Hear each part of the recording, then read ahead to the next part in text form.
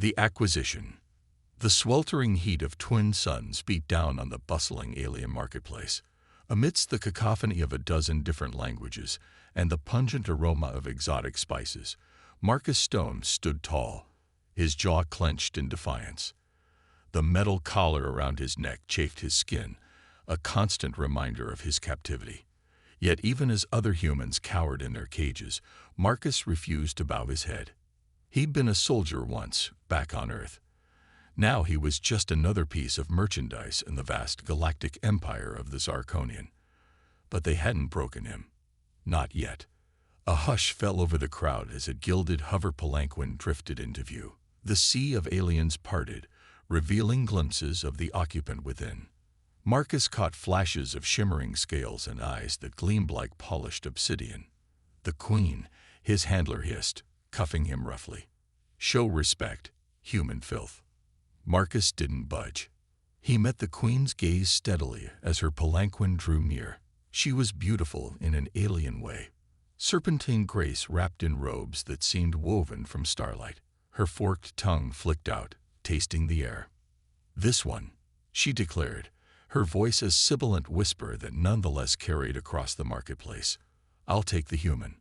Marcus's handler bowed obsequiously. "Your Majesty honors us. But are you certain? Humans are notoriously difficult to control, hardly fit to serve royalty." The Queen's obsidian eyes flashed. "Are you presuming to question my judgment?" "And no, Your Majesty. Of course not." The handler prostrated himself. With a negligent wave of her hand, the Queen silenced him. "The transaction is complete. Bring him." Before Marcus could process what was happening, he found himself ushered into the Queen's palanquin. The air inside was cool and fragrant, a stark contrast to the oppressive heat of the marketplace. He stood rigidly, acutely aware of the Queen's gaze upon him. "Kneel," she commanded. Marcus met her eyes. "With respect, Your Majesty, I'll stand." A flicker of surprise crossed her serpentine features, quickly replaced by amusement. "You dare defy me, human." "I'm not defying you," Marcus replied evenly. "I'm simply choosing to retain what little dignity I have left." For a long moment, they regarded each other in silence. Then, to Marcus's shock, the Queen laughed. It was a musical sound, like crystal chimes in a breeze. "Oh, I do believe I've made an excellent purchase," she said, her forked tongue flicking out to taste the air once more. "Tell me, human, what is your name?" "Marcus Stone, Your Majesty." "Marcus," she repeated, as if savoring the sound. "I am Queen Sarah of the Zarkonian Empire. And you, Marcus Stone, are about to embark on a most interesting journey." As the palanquin lifted off, soaring towards the towering spires of the royal palace, Marcus felt a mixture of trepidation and curiosity. What did this alien queen want with him? And why did he feel an inexplicable pull towards her, despite everything? The days that followed were a whirlwind of new experiences. Marcus was given quarters that, while clearly designated for a servant, were far more luxurious than anything he'd experienced since his capture.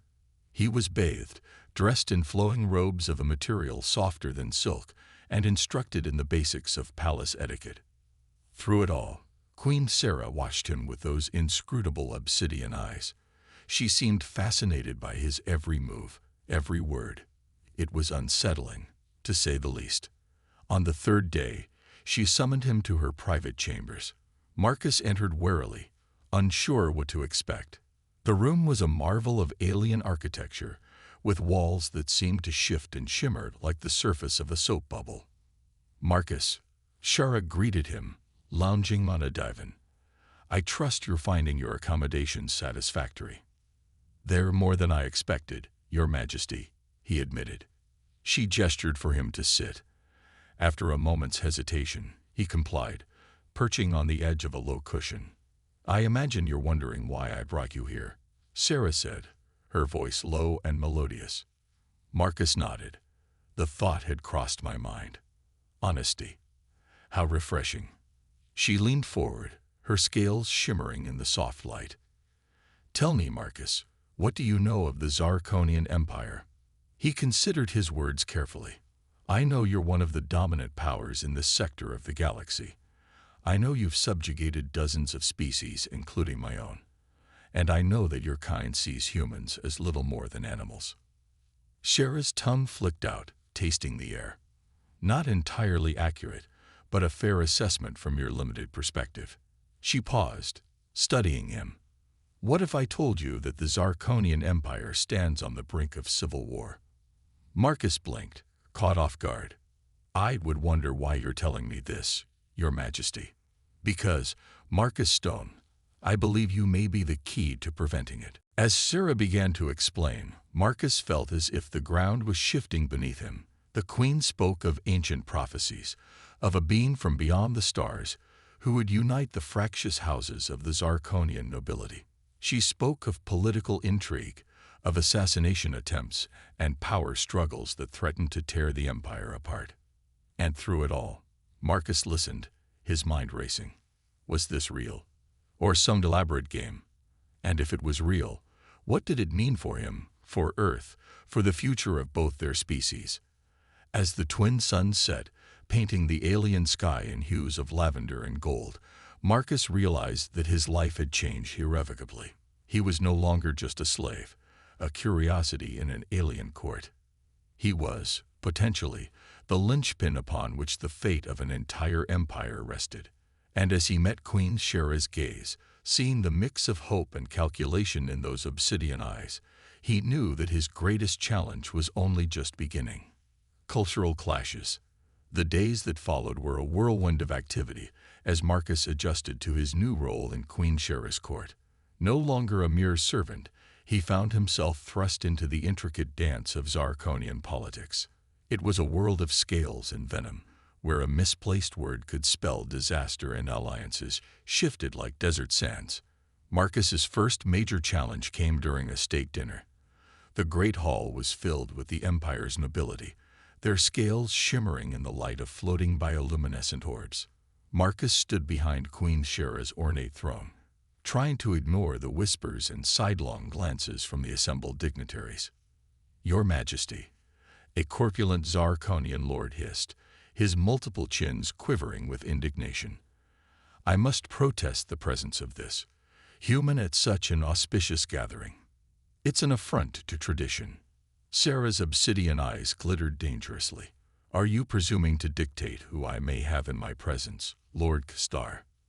The Lord blanched, his scales paling. And no, Your Majesty, you merely nothing. Sarah cut him off. Marcus stays, and he will dine with us. A shocked murmur ran through the assembled nobles. Marcus felt dozens of reptilian eyes upon him as he took his seat at the Queen's right hand. The tension in the room was palpable. As the first course was served, writhing invertebrates in a phosphorescent sauce, Marcus steeled himself. He could do this. He had to do this, for the sake of his people, and for the fragile peace Shara was trying to maintain. He reached for his utensils, only to realize they were nothing like what he was used to. There were delicate hooks, spiral-shaped scoops, and what looked like miniature forceps. Marcus hesitated, acutely aware of the expectant silence around him. Taking a deep breath, he selected a utensil at random and attempted to spear one of the squirming creatures on his plate. The invertebrate slipped free, splattering luminous sauce across the pristine tablecloth. Titters of laughter rippled through the gathering. Marcus felt his face burn with embarrassment, but then he felt a cool, scaled hand on his arm. He looked up to see Shara watching him, a glimmer of, was that amusement in her eyes. Allow me to demonstrate, Marcus, she said, her voice carrying clearly across the hall. With graceful movements, she showed him how to use the alien utensils, explaining the purpose of each one. As Marcus fumbled through the rest of the meal under Shara's patient guidance, he began to notice a shift in the atmosphere. Some of the nobles were still watching him with disdain, but others seemed curious, even impressed by his willingness to learn. By the time dessert was served, a confection that looked like spun glass and tasted like starlight, Marcus had managed to relax slightly. He even ventured to ask a question about Zirconian cuisine, which led to a surprisingly animated discussion about the various delicacies found across the empire. As the dinner wound down, Shara leaned close to him. "You did well," she murmured, her forked tongue tickling his ear. "Better than I had hoped." Marcus suppressed a shiver at her proximity. "Thank you, Your Majesty, though I fear I've made quite a mess." Shara's laugh was like tinkling crystal. "Sometimes, Marcus, a little mess is exactly what's needed to shake things up." In the weeks that followed, Marcus threw himself into learning everything he could about Zirconian culture. He studied their history, their customs, their complex social hierarchies. Sarah proved to be an invaluable teacher, patient yet demanding. But for every step forward, there seemed to be 2 steps back. Cultural misunderstandings abounded, often with comical, and sometimes dangerous, results. There was the incident in the royal gardens, where Marcus accidentally insulted a visiting dignitary by admiring the wrong type of flower, or the time he nearly caused a diplomatic incident by using the informal mode of address with an elder statesman. And then there was the day he walked in on Sarah during her molting period, a time of great vulnerability for Zirconians. He'd been summoned to her chambers, only to find her in a state of undress, her old scales falling away to reveal the gleaming new ones beneath. For a moment, they'd both frozen, staring at each other in shock. Then Marcus had stammered an apology and fled, his heart pounding. He'd spent the rest of the day in a daze, unable to shake the image of Shara's sleek, newly revealed scales, shimmering like oil on water. That evening, Sarah had summoned him again. Marcus entered her chambers warily, half expecting to be punished for his transgression. Instead, he found her fully dressed, looking as regal as ever. "I believe we need to have a discussion about privacy and cultural norms," she said, her tone dry but not angry. What followed was a frank, often awkward, but ultimately enlightening conversation about the differences between human and Zirconian physiology and social customs. Marcus found himself both embarrassed and fascinated as Sarah explained concepts he'd never even considered.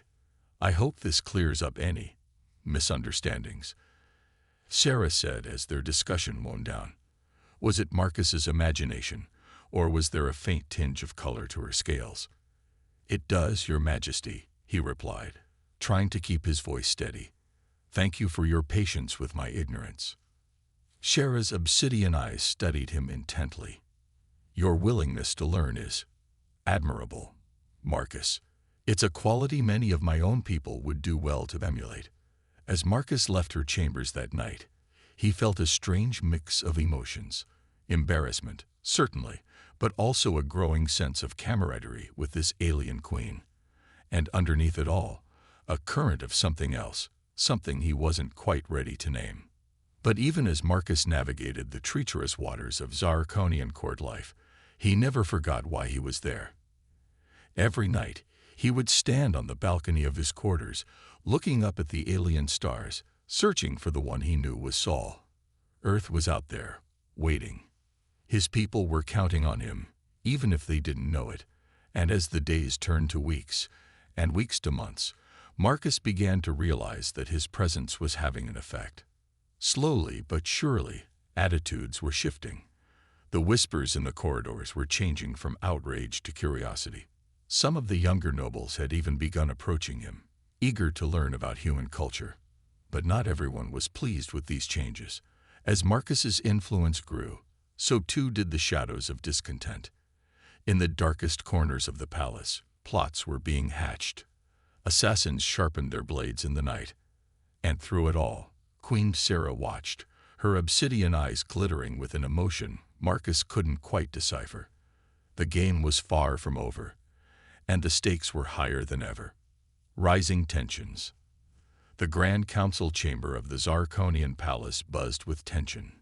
Marcus stood behind Queen Sarah's throne, his presence a silent challenge to centuries of tradition. The assembled nobles shifted restlessly, scales rasping against scales as they waited for the proceedings to begin. Sarah's voice cut through the murmurs like a laser. "My lords and ladies, We face a crisis. The outer colonies are in rebellion, and whispers of civil war echo through our empire. A ripple of alarm swept through the chamber. Marcus watched as fear and calculation warred on alien faces. Lord Castar, Marcus's old nemesis from the dinner party, rose to speak. Perhaps if your majesty hadn't been so distracted by certain foreign influences, this situation could have been avoided. His beady eyes fixed on Marcus, contempt evident in every line of his corpulent body. Sarah's reply was ice-cold. Careful, Lord Castar. Your words verge on treason. But the damage was done. Other nobles began to voice their concerns, their complaints. The volume in the chamber rose, scaled fists pounding on tables as arguments broke out. Marcus leaned close to Shera's ear. Your Majesty, if I may. She nodded almost imperceptibly. Taking a deep breath, Marcus stepped forward. My lords and ladies of the Zarkonian Empire, he began, his voice carrying over the din. I stand before you not as a threat, but as a bridge. The chamber fell silent, all eyes on the audacious human. In my short time here, I've learned much about your rich culture, your proud history. But I've also seen the cracks in the foundation of your empire, cracks that existed long before I arrived. He paused, meeting the gaze of each noble in turn. You fear change. I understand that. But consider this, it was change, adaptation, that allowed your ancestors to conquer the stars, and it will be change that preserves your empire now. For a moment, there was silence. Then, to Marcus's surprise, a young noblewoman stood. The human speaks wisdom, she declared. We cannot cling to the past if we wish to secure our future.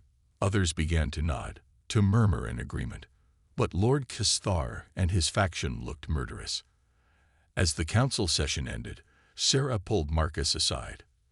You took a great risk, she hissed, her forked tongue flicking out to taste the air around him. But it may have paid off.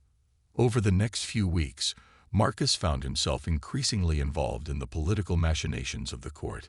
He attended strategy sessions, offering insights on human warfare that the Zarkonians found both primitive and oddly innovative. He mediated disputes between noble houses, his outsider status allowing him to see solutions others missed. But with greater influence came greater danger. Twice, Marcus narrowly avoided assassination attempts. Once, a poison dart missed him by inches. Another time, he caught the glint of a blade in a darkened corridor just in time to dodge. Shera was furious. I will find who's responsible, she snarled, her usual composure cracking. They will pay dearly for this treachery. Marcus was touched by her concern, even as he tried to downplay the incidents. I'm fine, Your Majesty. It's nothing I wasn't trained for back on Earth. But as he spoke, he noticed something in Sarah's eyes, a softness he'd never seen before, quickly hidden behind her customary mask of regal indifference. As the tensions in the empire grew, so too did the strange connection between the human diplomat and the alien queen. They spent long hours together, strategizing, debating, learning from each other. Marcus found himself captivated by Shera's keen intellect and dry wit, and more than once he caught her watching him with an expression that made his heart race. One evening, as they stood on a balcony overlooking the capital city, Shera turned to him. Marcus, she said, her voice uncharacteristically hesitant. There's something I must tell you. But before she could continue, an explosion rocked the palace. Alarms blared as smoke billowed from the lower levels. The rebels, Sarah hissed. They've breached the defenses. Marcus's military training kicked in. We need to get you to safety, Your Majesty. But Shera stood her ground, her obsidian eyes blazing. No, I will not abandon my people. We fight. As chaos erupted around them, Marcus made a split-second decision. He grabbed Shera's hand, ignoring the shock of her cool, scaled skin against his. Then we fight together. They raced through the palace corridors, rallying loyal guards and confused courtiers alike. Marcus's voice rang out, clear and commanding. organizing a defense even as Shera used her authority to mobilize the palace's hidden security measures. In the grand entrance hall, they encountered the first wave of rebels. It was a motley crew: disaffected nobles, angry colonists, and, to Marcus's shock, a handful of humans. "Traitor," one of the human rebels spat at him. "Fighting for the very aliens who enslaved us." Marcus felt a pang of guilt, but he pushed it aside. "You don't understand," he called back. "There's more at stake here than you know."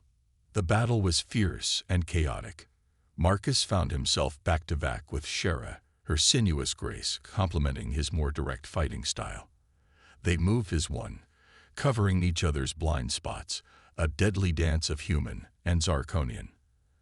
As the tide of the battle began to turn in their favor, Marcus caught sight of a familiar face among the rebels. Lord Kstar, his opulent robes torn and stained, was attempting to slip away unnoticed. "Your Majesty," Marcus called out, pointing. "The traitor." Shera's eyes narrowed. With lightning speed, she lunged, her clawed hand closing around Kstar's throat. "Did you truly think you could overthrow me?" she hissed. The corpulent lord whimpered, his multiple chins quivering. "Mercy, Your Majesty.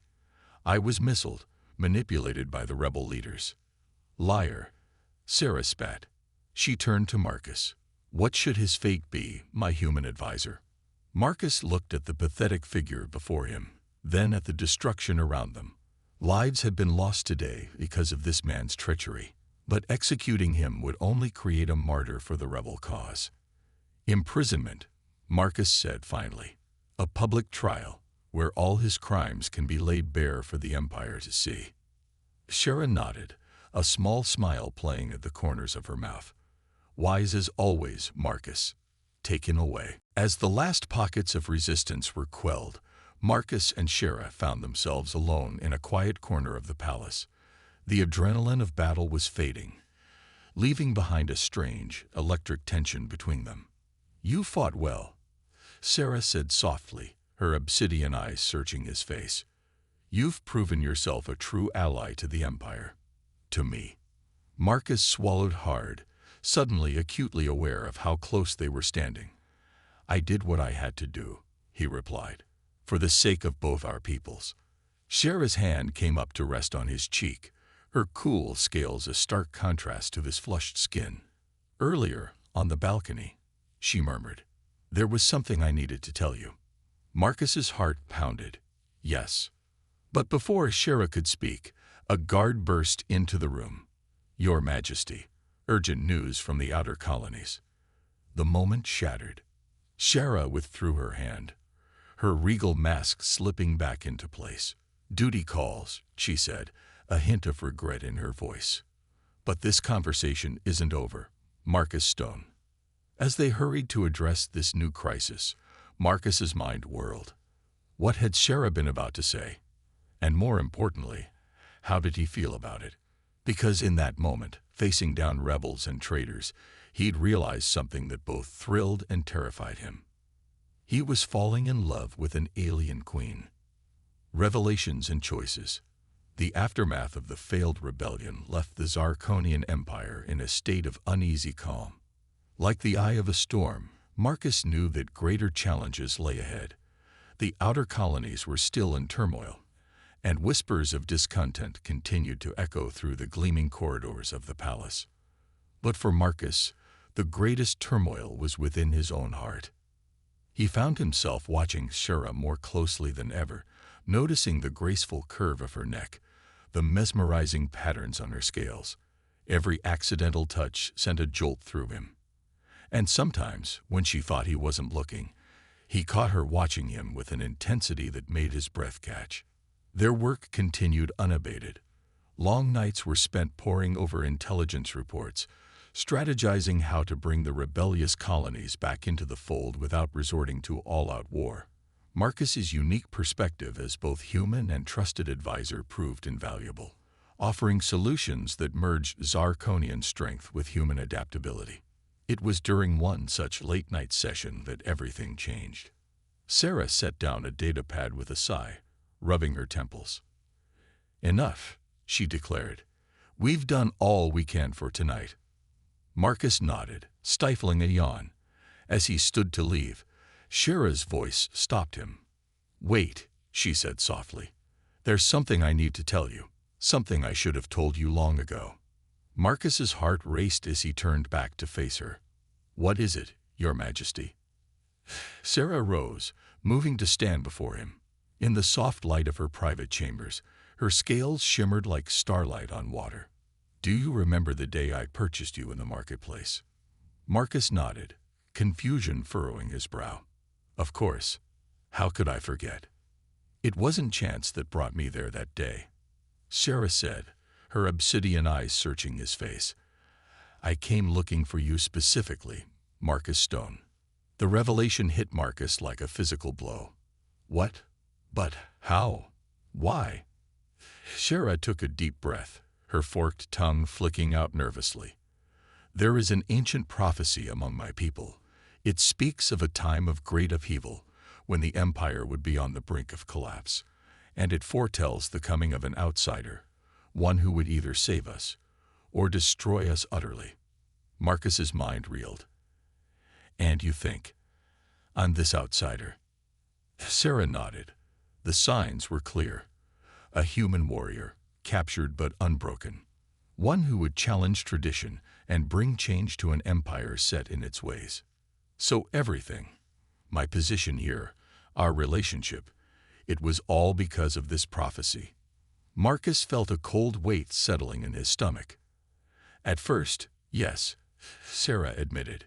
But Marcus, you must understand. What began as political calculation has become something else entirely. She stepped closer, close enough that Marcus could feel the coolness radiating from her scales. You've changed everything, Marcus. Not just the empire, but me. Marcus's heart pounded so loudly he was sure she must be able to hear it. Shara. But before he could finish, alarms blared throughout the palace. A guard burst into the room, scales pale with fear. Your Majesty, we're under attack. The moment shattered. Sarah's expression hardened, the vulnerable queen replaced in an instant by the imperial ruler. Report, she commanded. It's the humans, Your Majesty, the guard gasped. A fleet has entered the system. They're demanding the release of all human slaves, and they're threatening to destroy the planet if we don't comply. Marcus felt as if the floor had dropped out from under him. Earth had come. His people were here, ready to fight for their freedom. It was everything he had dreamed of since his capture.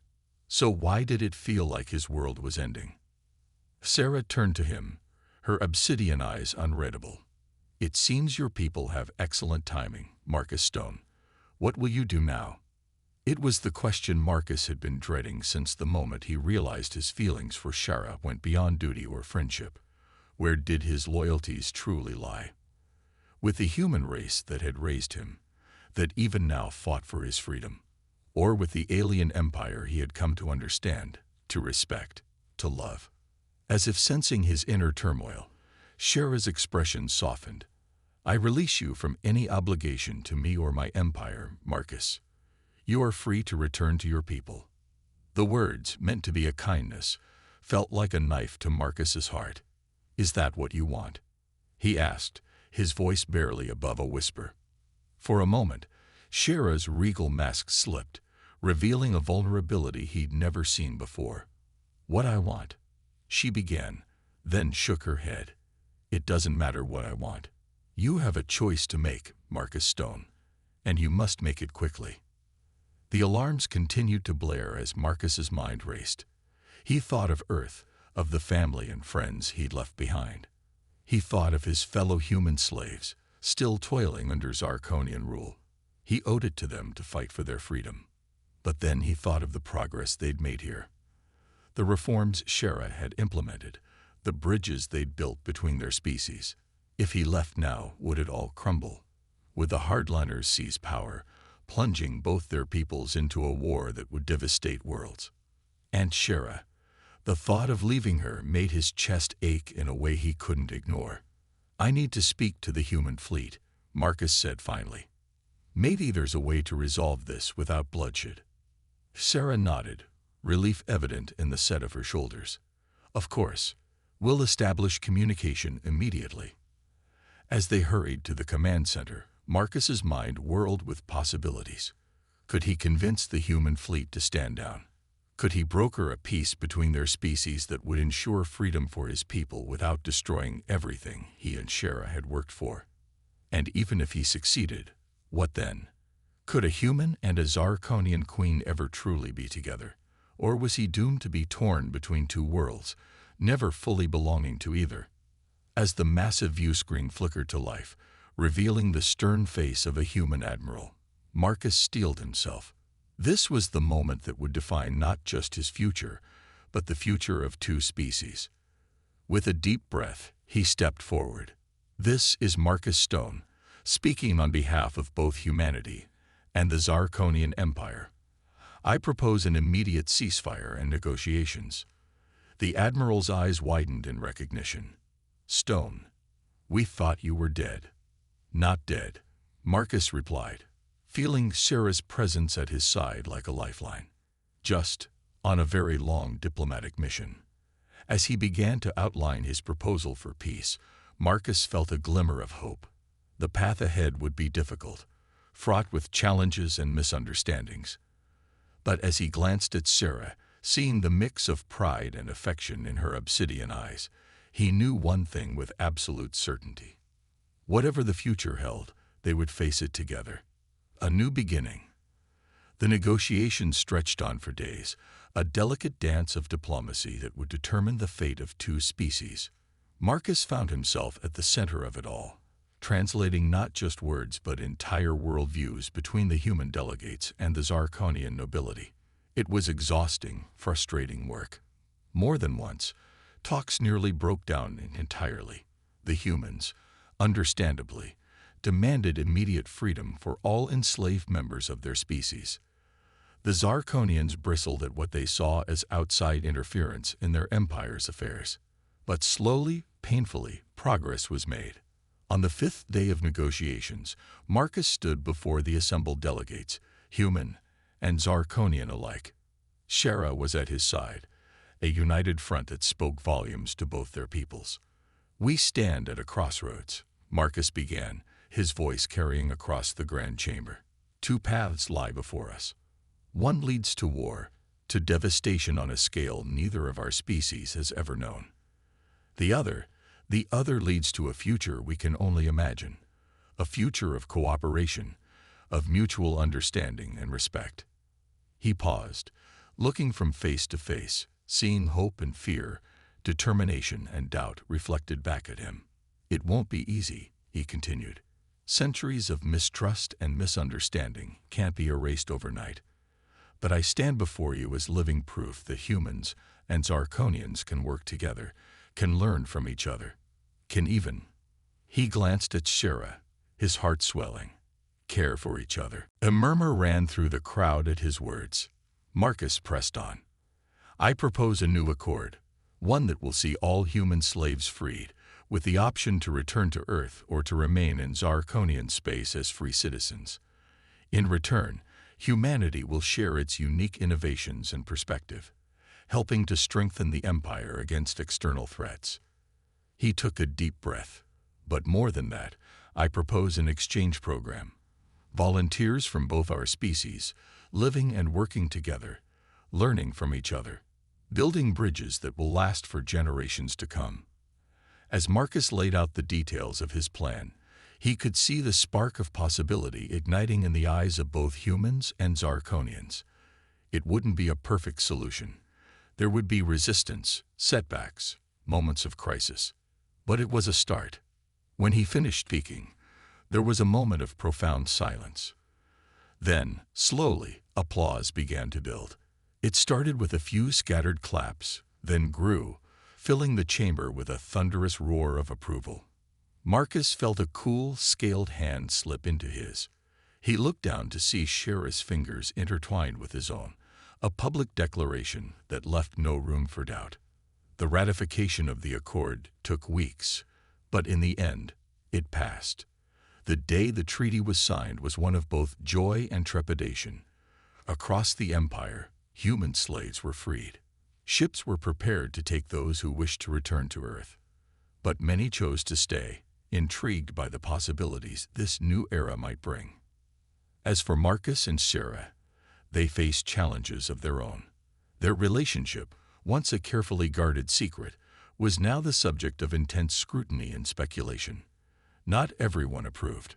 There were traditionalists on both sides who viewed their union as unnatural, even dangerous. But for every voice raised in protest, there were others who saw them as a symbol of hope, a living embodiment of what their two species could achieve together. One evening, months after the signing of the accord, Marcus and Sarah stood on the balcony of the royal chambers, looking out over the capital city. The skyline was changing, human architecture beginning to blend with Zarkonian in a striking new aesthetic. "It's really happening," Marcus marveled. "Sometimes I still can't believe it." Sarah's forked tongue flicked out, tasting the air. "Belief is a powerful thing, my love. It can reshape worlds." Marcus turned to her, drinking in the sight of her. In the soft twilight, her scales shimmered with an iridescent beauty that still took his breath away. "Speaking of reshaping worlds, there's something I've been meaning to ask you." Sarah's obsidian eyes fixed on him, curiosity evident in the tilt of her head. "Oh." Marcus took a deep breath, his heart pounding. He'd faced down rebellions, negotiated interstellar peace treaties, but somehow this felt like the most daunting challenge of all. "Sarah, queen of the Zarkonian Empire, light of the twin suns and ruler of my heart," he began, dropping to one knee. From his pocket, he produced a ring, a band of Zarkonian crystal set with a diamond from Earth. "Will you marry me?" For a moment, Sarah was perfectly still, her alien features unreadable. Then, to Marcus's shock and delight, a single glistening tear traced its way down her scaled cheek. "Yes," she whispered, her voice thick with emotion. 1,000 times, yes. As Marcus slipped the ring onto her finger, a human gesture she had come to understand and appreciate, he felt as if his heart might burst with joy. Their lips met in a kiss that bridged galaxies, that defied the very laws of nature and probability that had brought them together. Their wedding, when it came, was an affair unlike any the galaxy had ever seen. It was broadcast across both human and Zarkonian space, a testament to how far they had come and a beacon of hope for the future. As they spoke their vows, promising to love and cherish each other through whatever challenges the universe might throw their way, Marcus caught sight of his reflection in a polished wall. Gone was the defiant slave from the marketplace. In his place stood a man transformed, still human, but something more as well. A bridge between worlds, a harbinger of change. And as he gazed into Sarah's obsidian eyes, seeing the love and trust reflected there, he knew that together they could face anything. The future stretched out before them, vast and unknown, filled with possibilities neither of them could have imagined when their journey began. It wouldn't be easy. There would be obstacles, misunderstandings, moments of doubt. But they would face them together, human and Zarkonian, bound by a love that transcended species and spanned the stars. As the twin suns set on their wedding day, painting the sky in hues of lavender and gold, Marcus and Sarah stood hand in hand, looking out over their shared empire. An empire not of conquest and subjugation, but of cooperation and mutual respect. "What happens now?" Marcus asked softly. Sarah's forked tongue flicked out, tasting the air around them, a gesture he had come to recognize as one of contentment and excitement. "Now, my love, now we write the next chapter, together."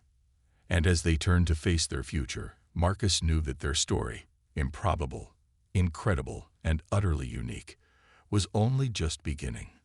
Whatever challenges lay ahead, whatever wonders waited to be discovered, they would face them as one, human and Zarkonian, husband and wife, a union of two worlds, and a beacon of hope for countless more. The end was just the beginning.